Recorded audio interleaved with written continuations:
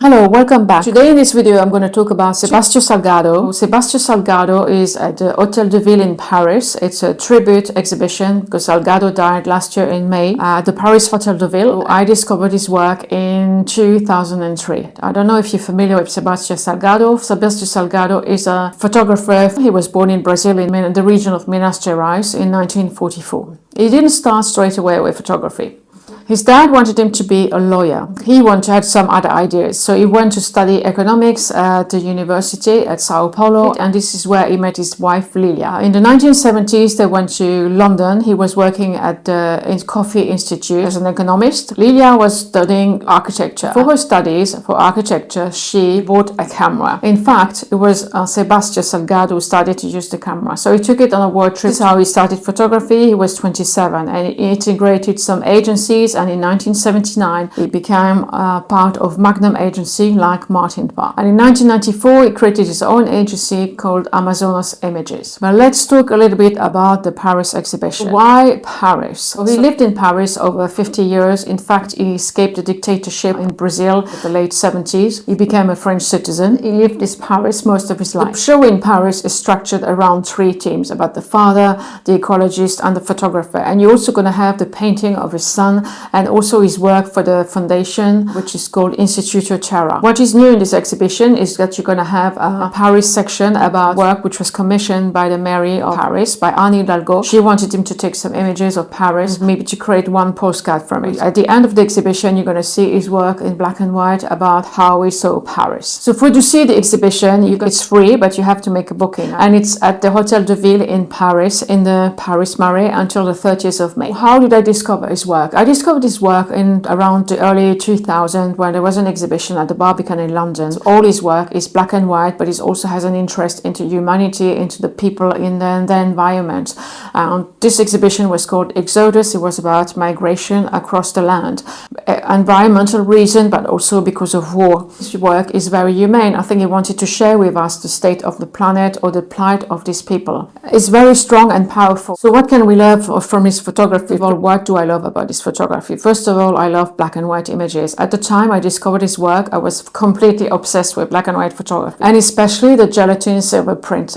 You have never seen a silver gelatin print. It's absolutely amazing. The black is so deep and rich because it's printed with silver. So I definitely admire, if you're still using a dark room, I admire the work. Walk into a museum and look at the rich dark black. I just love this type of printing. It's a pure piece of artwork. I wish more work was printed this way. What his exhibition was very powerful because most of his images are landscape. And what is landscape? Landscape is cinematic. So when you see these landscape images, you can just nearly imagine people moving across the scene, because if we put all these images together, we could do a very short film. It's shooting in the right format, which implies cinematic landscape, moving, imagining the scene. It really works well for huge landscape and putting the people in the environment. He also has a lot of empathy about when he photographs people. Some of his portraits are really, really striking. He did some very close-up portrait. You can see he built up a connection with the sitters. Like Martin Parr in my previous video, he's amazing at composition. I think the more I talk about this photographer, the more I discovered they were masters of composition. When I'm talking about composition exists also in painting, it exists in photography. So it's really about, you have three pieces of the image, you have the different lines, which I showed also last week when I was talking about my exhibition about Martin Parr. But it's about bringing what we want to show in a photograph to the viewer. Create images with different lights. Definitely invite you next time you take some photos to think more about composition. You might not be able to do it in camera, but also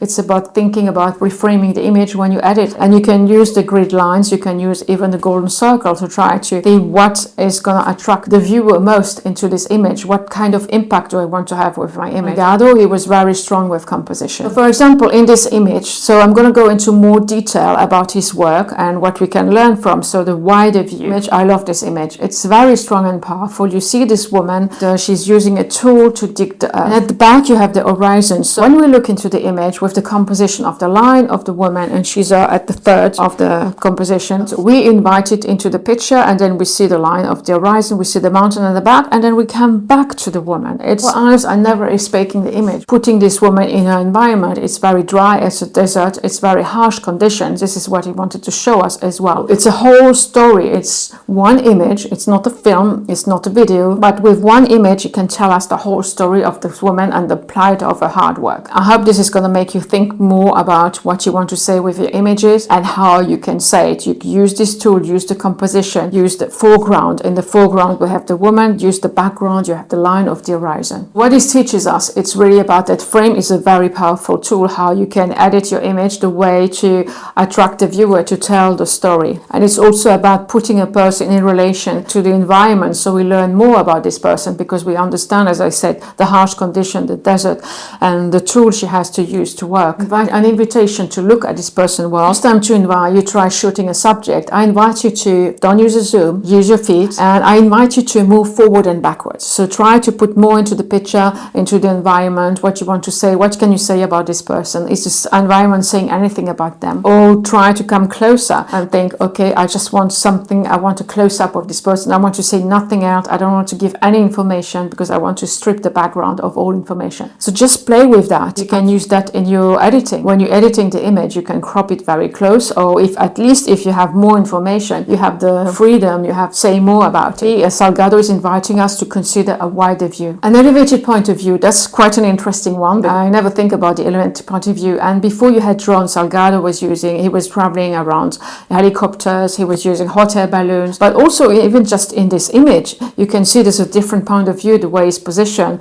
I quite like this image. It's really interesting because you have the mother overlooking the girl who is gonna go to the market to sell something, but we also learn about the environment. It brings a kind of different point of view because I don't even know if I would have thought about this image the way it looks with two, also the relationship and the story in the image.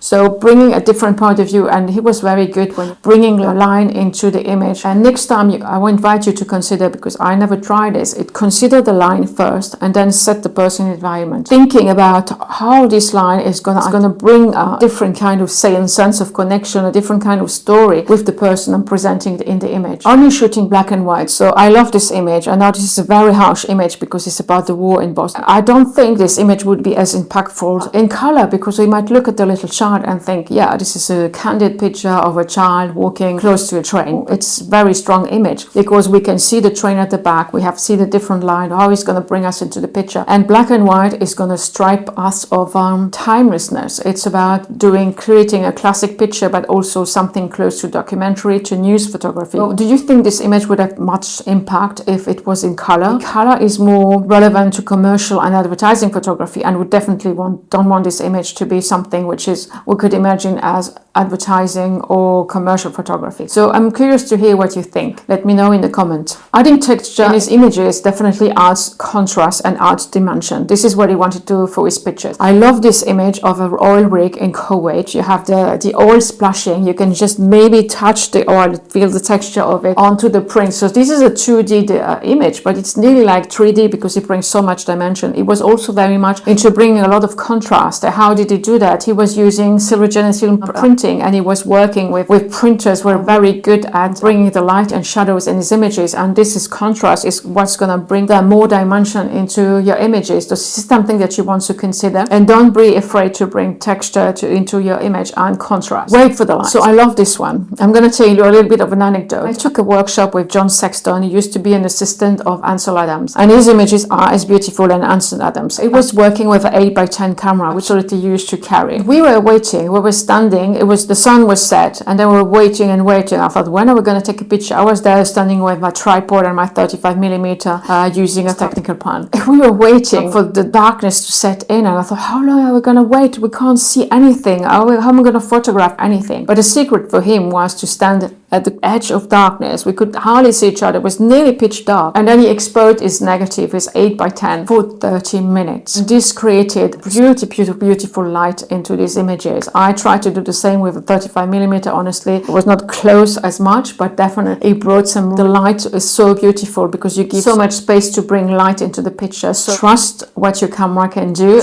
Don't trust your eyes because you think it's much darker than it is. So what I love in this image, for example, you see it's close to thunder thunderstorm. There's a lot of, look how the light is beautiful on the beach. You have the reflection, you have the people moving. Curious to see what kind of exposure I used here, but the clouds, the different levels of the clouds. Next time I invite you to go out when it's nearly dark. You're going to need a tripod, you're going to need a shutter release and a light meter because you want to measure the light, but try to wait until maybe it's at the edge of darkness, exposed for 15, maybe 20 minutes. Long exposure is bringing a kind of dreaminess into your pictures, some ethereal and also some density. I haven't done it. This made me think I haven't done a lot long exposure. I haven't tried for a long time, but this is something I want to try again. So let me know what you think. Are you doing long exposure? What is your setting? Please share in the comment. I would definitely hear more about it. So I first discovered Sebastião Salgado in 2003 at the Barbican in an exhibition which was called Exodus, and I've been following his work ever since.